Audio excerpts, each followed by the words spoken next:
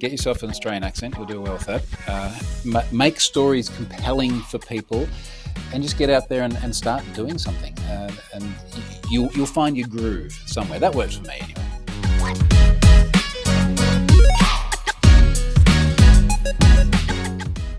Good morning, good evening, good afternoon, wherever you are and wherever you're watching from. My name is Matt Pierce, host of the Visual Lounge, where we talk about using images and video in the workplace. Today, we're going to be talking about a subject that I think is really important when it comes to making videos, about making technical videos. Oftentimes, we find ourselves, we're talking about different types of videos around marketing. We're talking about videos that are more kind of learning-centric, but we're going to be talking to our guest today, Troy Hunt, he has some deep technical knowledge. I'm a little bit afraid because I'm not nearly as technical as him, but I think it's really important we talk about this to get a sense of what might be different. How might we use videos to really enhance that learning process, digging into what we can share and learn from. So let's go ahead and introduce Troy. Troy Hunt is an Australian Microsoft Regional Director and most valuable professional for developer security, recognized by Microsoft since 2011 for his community contributions. He is a Pluralsight author with over 30 courses published on web security and other technologies. He's the creator of Have I Been Pwned, or HIBP, a free service that aggregates data breaches to help people establish if they've been impacted by malicious activity online. Troy regularly speaks around the world and runs developer-focused security workshops. Prior to working independently, he spent 14 years at Pfizer, responsible for application architecture in the Asia-Pacific region, and he's based on the Gold Coast in Australia. And with that said, please help me welcome Troy Hunt to the Visual Lounge. Hey, Troy. Hello. Good morning. Thank you for having me. Yes. Good morning. Good evening. It's, that's why I say that at the beginning, because I never know where people are going to be. So, well, Troy, thank you so much for being here. I'm excited to talk with you. One, because I have used Have I Been Pwned. Unfortunately, seeing my name come up in the system as someone, it happens to, I'm sure, a lot of us, but also because I know you do a lot of technical work with Pluralsight. You teach a lot of things I probably can't even begin to explain. I work with a lot of developers who I'm sure will be excited for this conversation. So where I want to start today is kind of going back a little bit, thinking about where you started. Tell us a little bit, how did you ever first use video? Now that you're probably use video quite a bit, I see, I've watched a couple of videos on your YouTube channel, but what was the beginning? What did it look like? Yeah, look, a good question. I had to go and check. I think my bio's a bit out of date. There's 46 Pluralsight courses, all edited with Camtasia. So there you go. Look, I think in terms of video, the main time I really started to use video as a medium for education was when I started writing for Pluralsight, which would have been 2012, so more than a decade ago now.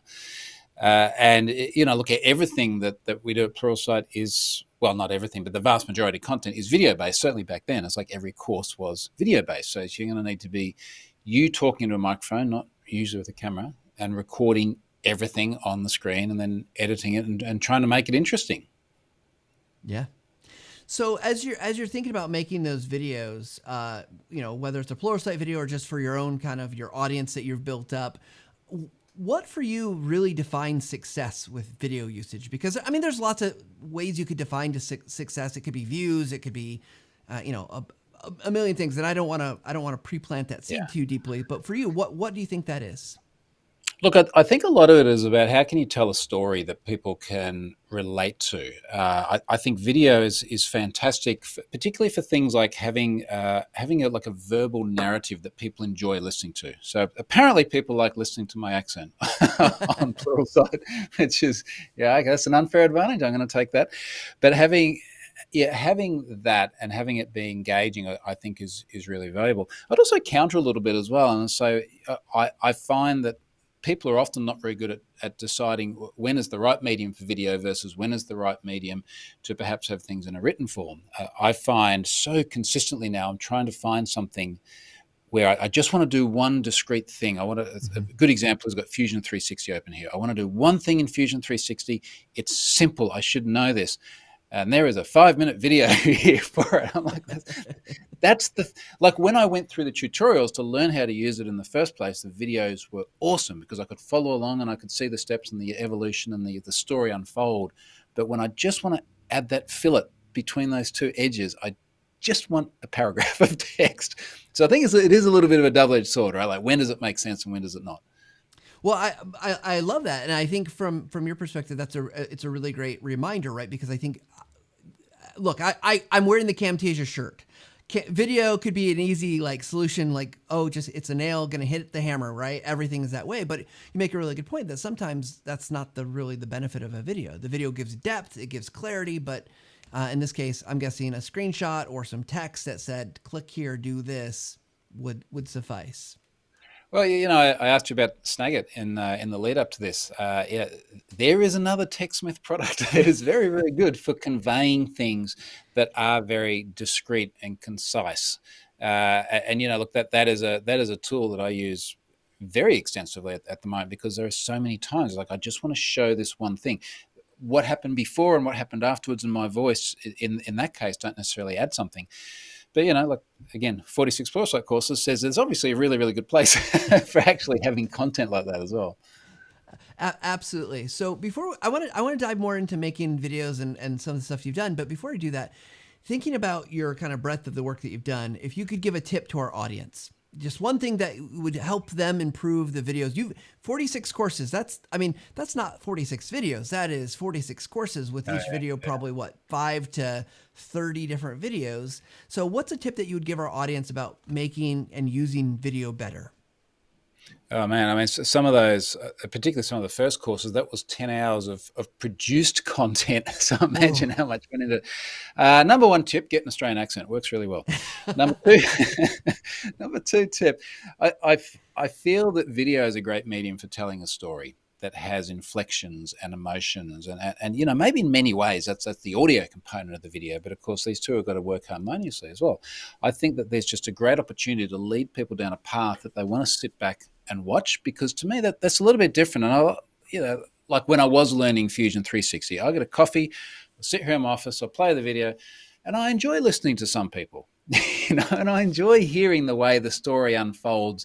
And it is a little bit like watching something on the TV where you sit back and relax a bit more. I think that's the sort of thing that lends itself really well to the video medium. Yeah, so I love that, and so let's dive into a little bit, because I'll be honest. Coming into this, I was watching some of the videos that you've created, and I just watched one. You were in Finland, so I got to learn a little bit about your vacation and time in Finland, and it was interesting, right? Some story. But I would guess that a lot of people who would be looking at technical topics, Fusion 360, I saw you had a course, Pluralsight, like, HTTPS and digging into that and making it faster and all those things. My guess is a lot of people look at that and say, I'm not thinking about stories. I'm thinking about code. I'm thinking about, digging into the development tool and figuring out how it works and what it does.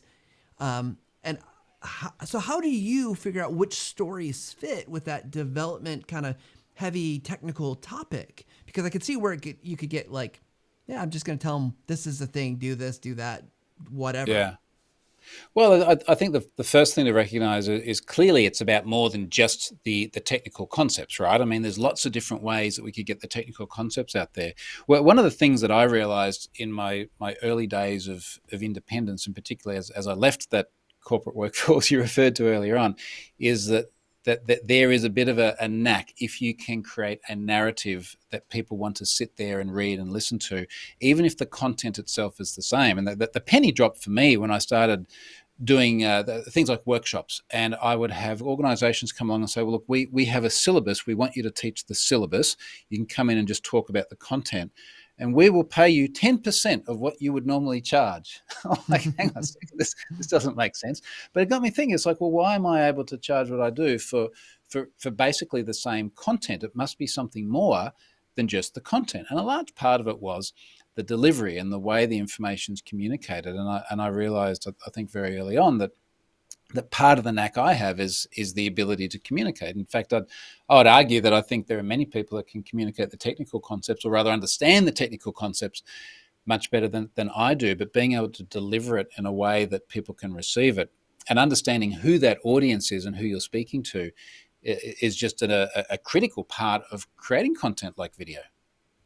So I love that, and I do think there's narrative is a huge piece here. So if you think about what you've done, because my guess is you were not like me. We are not natural. Just we're not born as video creators. That's not how, we didn't come out just making video, right? So is that something that, but you grew up as a narrative kind of storyteller, just that was part of kind of innate, like you did, or is that something that you've really had to hone and work on? And if so, what do you do to get better at that? Have you found? Well, look, it's certainly something that had to evolve over time, but it also wasn't something I sort of sat down and planned out. And I think that sort of the earliest times I can remember where that knack, as I put it before, sort of started to dawn on me was when I was working at Pfizer in a technology capacity, but in a very large, very traditional pharmaceutical organization for whom technology was in many ways a cost. Mm-hmm. And trying to communicate to business people like what is the value of the technology, why do we want to use these particular software products to automate our sales force or track our clinical trials or all sorts of various systems we built at the time. And I realized that the ability to communicate that to people was extraordinarily valuable, well and truly beyond the value of the technology itself. So I would say that for me was probably somewhere in the mid to late noughties, 2000s, that started to dawn on me. Uh, and then I guess that just became a natural progression to things like Pluralsight content and becoming an educator, for want of a better term. Yeah. So it sounds like a lot of it is, I mean, you've got to start to realize its value, and then probably keep spinning those wheels, keep working at it, right? Get better. Well, I reckon that's an enormously valuable skill that transcends beyond just technology and beyond just your normal everyday job. If you can explain a concept to people and if you can convince people of your point of view, which is very often what you're doing when you're teaching, it's not always cut and dry. I mean, you mentioned HTTPS before, that there are different views about a whole bunch of different things there. How can I convince people that my view is the right one and that's the one you should listen to? And that's valuable regardless of the technology or whatever your walk of life might be. If I one day become, I don't know, what's something completely technology unrelated? I become a mechanic, and I need to convince people about my views on the mechanics. Well, that's a good skill that will still carry across. Yeah, absolutely. So let's kind of look at how we can maybe break down some of the work you do, because you know 46 courses. Obviously, you've had to learn a lot of different technologies. I'm sure a lot of them come together kind of at similar points. But when you start to look at let's say you're going to teach a new technology or something that you're familiar with but haven't had a chance to create a course for, where do you start breaking that down so that that you're gonna build this course, but how do you get going? Yeah, so hey, part of my dirty little secret is whether it's a Pluralsight course or a blog post, very often I'm creating something so that I can learn it. Now, that's not to say I go in like completely green, but one of the things that came to mind is many years ago we had the shell shock bug bash. I think that it was one of these bugs that got a cool name and a logo, and it was within the realm of information security in the space that I was working in, but it was a set of technologies that I really didn't understand that well. So I very often start writing a blog post or writing the outline of a course as just part of the learning process. And I'll start writing it and it's like, okay, if I need to explain this to someone, I have to understand it myself. So, how do I explain this concept? Well, I've got to go and do a bit of research. Can I create a proof of concept, or can I write some code to demonstrate what I'm doing? And then I learn as part of that process. And I find that if I learn in a certain way, then I can relay that to other people, and many other people seem to enjoy learning in the same way. So I think that's actually a really interesting thing. And in fact, to be honest, a pro tip out there, if you want to learn a topic, even if you don't create a content that you then put out to the public, writing it as though you would is a really good way of learning. Yeah. I love that. So, okay, so you're building out this outline of kind of things you want to know, figure out for yourself. Then are you the type are you an outline, like you just talk off the outline? You're obviously very well spoken. You've got a great accent. You can just reel it off the top of your head, right? Or are you more of a scripter where you're like, okay, I've got to write all these things down the way I'm going to say it to get it out to production? Look, it really depends what it is. Now, obviously, there's the one thing with the Pluralsight content for everyone's reference is when you create Pluralsight content, you have editors that then go through and they listen to everything and they review it. And then you had a little click here, so go back and take that out. And it's very, very manicured.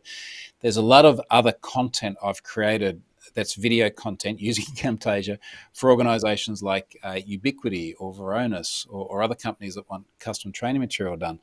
And what I tend to find works best for me there is I create outlines that are very much like bullet points. So I'll go through and, let's say for argument's sake, every 10 minutes of content might be several pages worth of bullet points.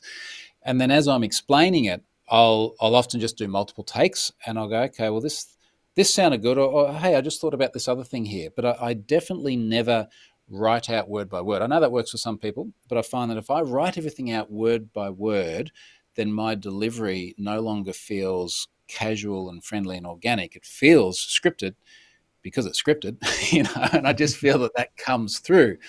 So I don't like doing that. And look, maybe that's also something that just comes with time as well, where I've just become a little bit more comfortable speaking off the cuff. And I just think that creates a more relatable set of content. So I agree. I think I do a whole show every week or two. I'm recording multiple episodes where I'm just off the cuff, and it is what it is. But I'm curious. One maybe pushback someone might have listening to this is say, when I speak, and I'm guilty of this, I take way longer. So from a time perspective, how do you manage that? Are you just really, obviously at Pluralsight, you mentioned you have editors, so you're getting that help there to trim it down. But when it's maybe not, maybe you're doing the editing. Do you tend to edit a lot? Are you really cutting out kind of the superfluous, or are you really just like, okay, it's going to take me a little bit longer to say this because I got a story, I'm going to say it in my own way, or do you like to really trim and cut? Yeah, look, it really depends. And, Pluralsight is a very, in a way, it's a cookie cutter in that there's so much content out there that's done over and over and over again. But when I go and do bespoke things for other companies, it differs much more. Now, very often, and I'm thinking about things like I did a series for 1Password recently. And when I did the 1Password series, working with the content creators there were a whole bunch of things they wanted me to say. Now, in a case like that, I've got to, first of all, have that dialogue with them literally in written form. It's like, okay, what's the content going to be? We're going to work that out. And then I sit here and I start recording.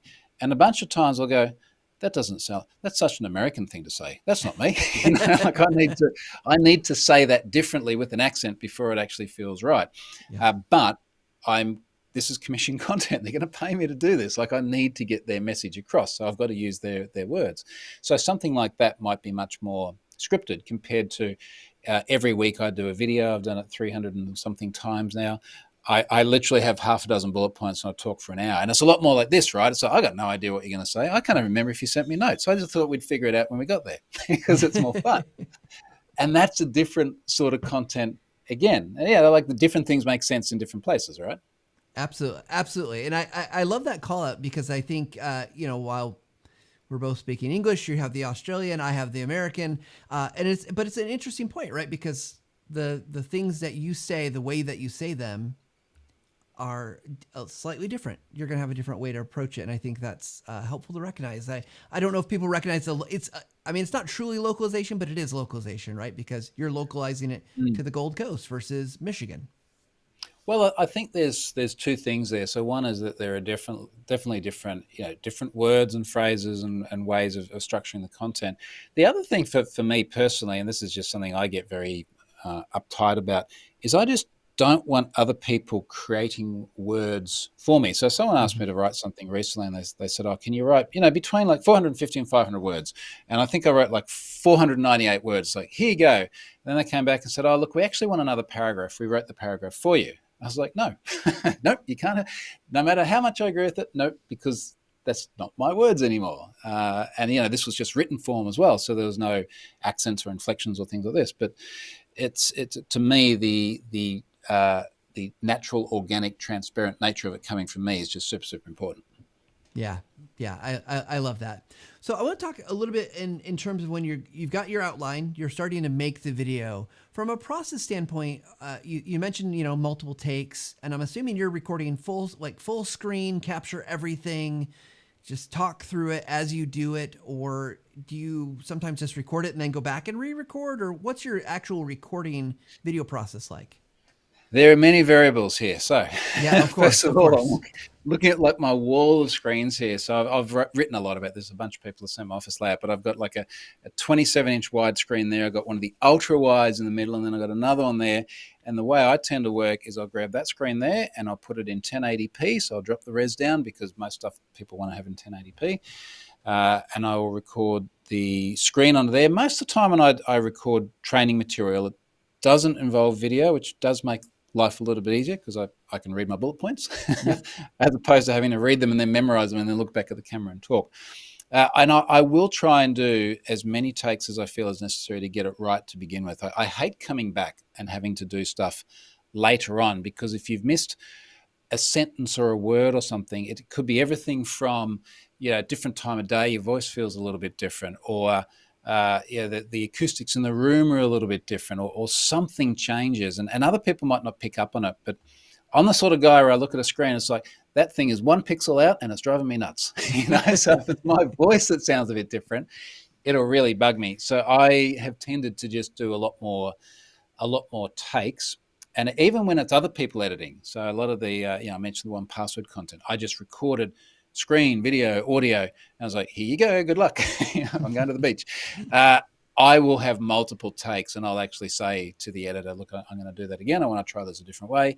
You pick which one you want. But what I don't want is them coming back, not just hours, but days or weeks later and saying, look, we need this again, because it's just not going to be quite the same. Yeah. Never the same. I mean, even a few hours I find is enough to be different. Something's changed in the room or whatever. Yeah, you've had more coffee or something like that. I've talked. I was screaming at a meeting. I don't know. It could have been anything. I don't scream at meetings, but so shifting from that. So we've talked a lot about training videos, but I've noticed you also engage with your community. You do some live streams. Tell us about the other use of video in your business and your career. Yeah, it's kind of interesting. So how many of these weekly ones have I done now? I kind of lose track. But I many years ago, so 338. I did the 338th on Friday. But many years ago, a friend of mine in the tech industry said, like you're doing a lot of blogs and content and things, like you should just do a video every week. I was like, why? And like, people really like video. So, well, okay, maybe I will. And what I'd do is I'd start just recording the video. And originally I was just like literally doing it with iPhone and external mic, I think. Mm-hmm. And then I'd edit it up and I'd publish it. And the main reason I started doing it is because it gave me a consistency and a cadence. So every single week there would be something that goes out. And that was useful for multiple reasons. I mean, number one is that it just gave me something constant, even through some really difficult periods of life for a few years there, which I've also been very public about, another story. But I would do the video every single week and I'd have that, like that grounding. It's also good because I have sponsorship on the blog, so I make sure that every week the sponsor gets some sort of exposure because I need the sponsors to be able to go to the beach when I want to, all this sort of thing. And I think also it allows so much of your personality to come through in ways that written content never do. So particularly when there's been very sort of sensitive topics, maybe I've dealt with a data breach that's very delicate. When I can articulate it verbally and via video, I think that people just find that a lot more relatable. And I'm conscious also that a bunch of times I'll be talking about a cybersecurity incident and it's relevant to normal people, not just technology people. So I always think it's like, well, what if it's my mum and dad watching this, Right. And I think a person talking and explaining something is something that is easier for people like that to relate to than a lengthy blog post. And I do write lengthy blog posts. I have read a couple of them, and yes, they're very good, but they are long. But I love that when I mentioned earlier I watched your a little bit about the Finland your vacation. I didn't watch all of it, but you got into some of the things that were going on and kind of politically with Australia wanting to become a cybersecurity leader, and I thought it was it was interesting. I really have not a vested interest in that, right? But it was so interesting that you mixed all these things together. And I do think that's really an important point that you made, that that personality, people can connect with you. And you're right. I'm technical enough to be a little bit dangerous in my own space, but not anything like you. But it's like, I do want, like when there's security breaches, I don't want the wall of lingo. I want to understand like what is going on? What should I do? How do I act? Like what should I change? Well, I think something that's important to recognize here is that different people like consuming information different ways. Yeah. Now, yeah, I really wanted for Fusion 360 the other day just to have an image and a paragraph of text. But I appreciate other people would like to watch a video, so that it works differently for them. I really like the ability to explain something via video medium, and a bunch of people like listening to that, and that's fine. And other people like, I can't stand it, I just want to read the content. A little bit in the same way as I feel that the videos are sort of part of my personality, and for want of a better term, part of brand. Not everyone's keen on that. Like part of it as well is I share nice shots of the beach or cars or beer, and some people get upset because they don't like seeing cars or beer. I don't know what's wrong with these people, but everyone's got different views. I don't know what's wrong with the ones that tell me that they don't like it. That's what I have the issue with. Anyway, but the point is that everyone likes consuming different information different ways, and I think actually having a breadth of content of different styles is good for oneself. Yeah, absolutely. Well, I want to ask you about the Snagit story because we talked about that before we started recording. But before we do that, any last advice or suggestions you'd give to folks who are maybe interested in doing more technical type videos that would maybe help them along their way? I think with all these things, like just getting out and doing something. That saying, it's like perfect is the enemy of good, or something to that effect. It's like if you get too caught up in the weeds, you just never get going. So get out there and do something, create something, put something out. There's lots of stuff I would like to do so much more smoothly. I like the way you do this because I come in and then you come in and then there's graphics and things around it. I'd like to do that one day. But I don't want not being able to do that yet stop me from actually creating things and moving forward. So I think that's a key lesson. Yeah, we're big fans of that philosophy here on the podcast. Right, is just trying to get better. Just do what you can today, get a little bit better the next time, and keep progressing rather than waiting. Because I never would do anything if I had to wait because they'd be like, I'm not good at it. So that's it, isn't it? Well, Troy, you had mentioned the Snagit story. I've been waiting for the right time. So I'm curious because you're a user of Camtasia and Snagit, which we're greatly appreciative of that. So what is this story that you've got for us? It just dawned on me as we were talking, but because I was thinking back to how far the relationship with TechSmith went as a broader organization, and a lot of it goes back to Snagit. Now, you mentioned before I was working for Pfizer. Now, everyone knows who Pfizer is now because we've got vaccines and things like that. But when I first started working there in 2001, no one, certainly in Australia, people didn't really know who Pfizer was. And then I'd have to go, well, do you know what Viagra is? And they're like, oh, yeah, I know what Viagra is. All right, well, we make that. And Lipitor and Zoloft and all sorts of other things. And it was, I think when I started there, about the 6th largest company in the world. So a couple of $100 billion or something to that effect. So ginormous. But being a big company, one of the things that was very hard was getting expenses approved. Now, I see this all the time. I've got an API key you can buy for Have I Been Pwned. It's $3.50. You know how hard it is for many people to get $3.50 approved from their company?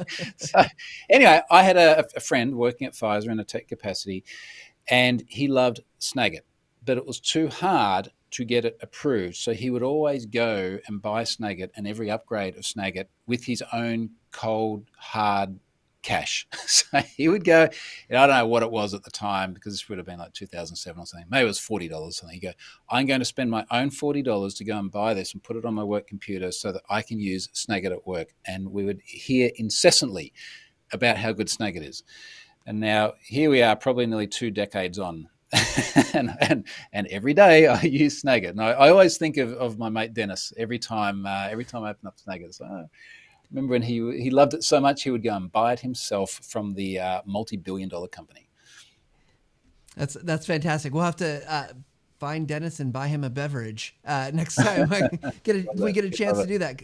I appreciate that sentiment because we hear lots of stories like that from Snagit that it's a low cost tool in the grand scheme of things. And thank you for being an advocate of yourself and Dennis, wherever you are, if you happen to hear this, thank you from the bottom of our hearts to help Troy realize how great Snagit is. Well, Troy, we're gonna jump into what we like to call our speed round. So these are meant to be quick answers, that not one word answers, but quick answers to some quick questions, and we're gonna jump into those right now.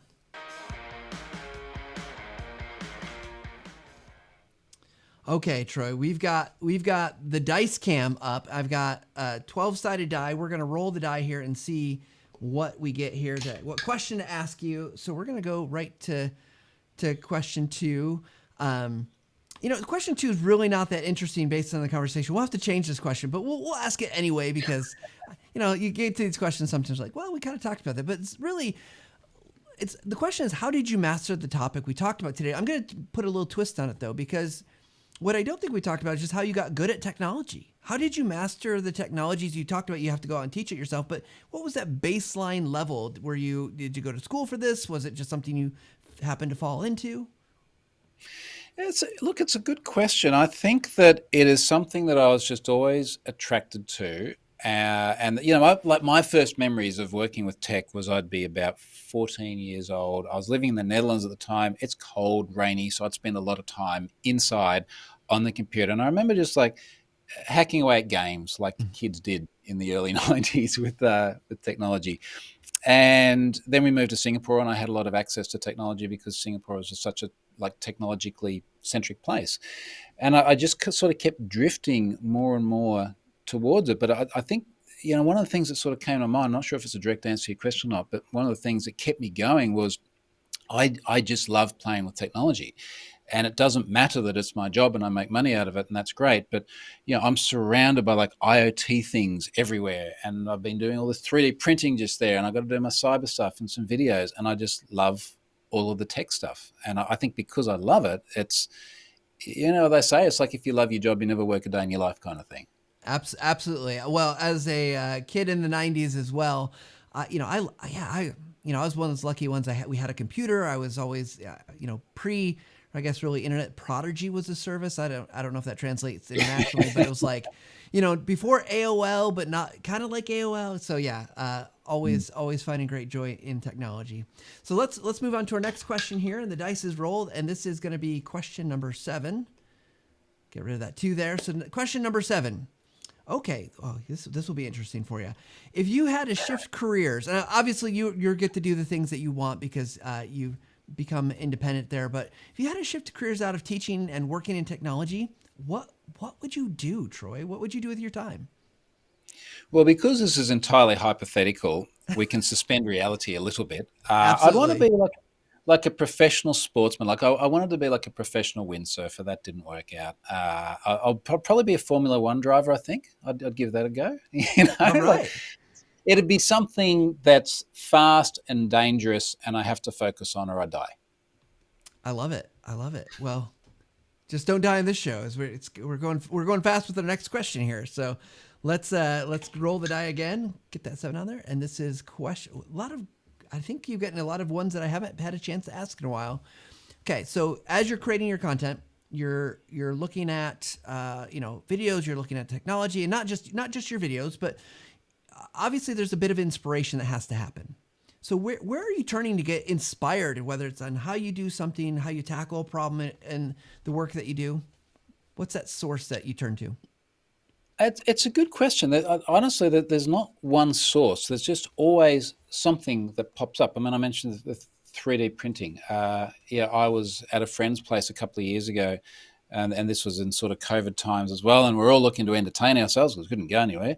I was like, "Well, that looks cool." And he's like, "Yeah, watch this." And I was like, "Can you just go through the list here and just buy me everything I need, and then I'll figure it out later on?" And I was like, "Okay, that was just on a whim." Or the IoT stuff I've been doing again, COVID project. I really want to be able to open my garage door with my watch when I'm riding my bike home.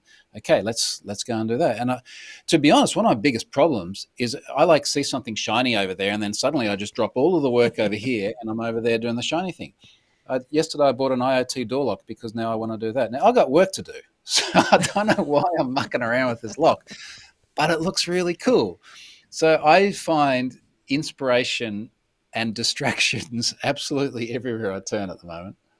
Well, I love that as a if I had enough inspiration, I would go and do more IoT things. I get frustrated because I don't know the inner workings as well. But I love that that's what you're turning to, is you're turning to these projects, you're turning to these things and figuring it out and seeing where they're going. So Troy, as we wrap up here, let's give you a chance. Anywhere if people are interested in maybe following you, learning more about your work, connecting with what you do, where should they look? Yeah, troyhunt.com. Everything starts troyhunt.com. I put a lot of stuff on Twitter, some stuff on Mastodon, because you got to be there now as well. There's more places to update things. And of course, Have I Been Pwned is where a lot of stuff goes. Yeah, watch yourself for data breaches on Have I Been Pwned. And yeah, look, you usually find me online in one of those places. All right. Well, fantastic. We like to ask our guests at the end of every show, Troy, just to wrap things up. So, Troy Hunt, what is your final take? Well, the final take is you get yourself an Australian accent. You'll do well with that. Make stories compelling for people, and just get out there and start doing something. And you'll find your groove somewhere. That works for me anyway. Fantastic. Well, Troy, it has been a pleasure to talk with you and to learn more about all the great work you're doing. Cheers, Matt. Thanks for having me. You bet.